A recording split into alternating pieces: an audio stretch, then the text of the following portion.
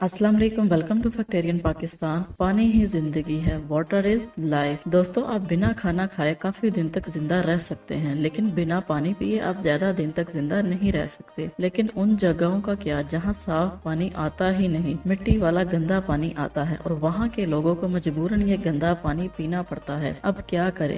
इसका एक सोल्यूशन आ गया है, एक पाउडर जो कि नेचुरल इंग्रेडिएंट से मिलकर बनाया गया है, जिसका नाम है पोलीग्लू, जिसको चुटकी भर गंदे पानी की बोतल में डाल दें और इस बोतल को अच्छे से शेक करें तो थोड़ी ही देर में सस्पेंडेड पार्टिकल यानी कि सैंड को, गंदगी को वो नीचे बिठा देता है और साफ पानी, पीने लायक पानी आपको मिल जाता है। और ऐसी जगह जहाँ पर साफ पानी नहीं आता, उसके लिए ये पाउडर किसी मैजिक से कम नहीं। आई होप आपको वीडियो पसंद आएगी। मज़ीद वीडियो के लिए फैक्टेरियन पाकिस्तान को सब्सक्राइब करें। शुक्रिया।